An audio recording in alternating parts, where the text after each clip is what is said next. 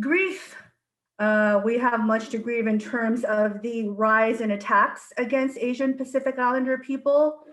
But the killings yesterday just brought more overwhelming grief. Corinne Mekapugay is on the board of the San Diego Asian Pacific Islander Coalition.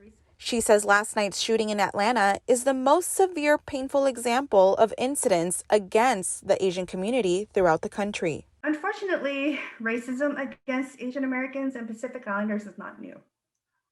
However, we are seeing a rise in it because of the rhetoric that we have heard from decision makers and leaders, calling it the Chinese flu and attributing blame to Asian communities. Makapugay says the Stop AAP I Hate organization reported 42 incidents of racist attacks in San Diego County between March and December of last year. One attack happened in San Marcos against 3 women in the same family.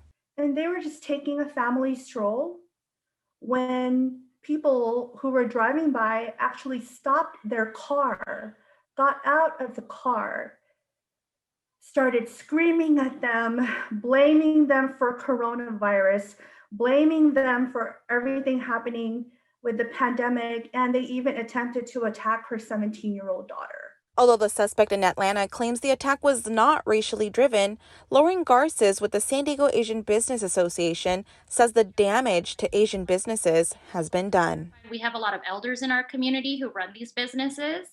And a lot of the time, we want to make sure that they feel safe in the businesses that they run, but also on a human level, they have to deal with all these headlines and seeing all this. It's essentially trauma, and how are they going to cope with that, and how are they going to be safe how are they going to feel going into their workplace? Garces says it's unfortunate that this incident is what's bringing the conversation of hate crimes against marginalized communities to the forefront.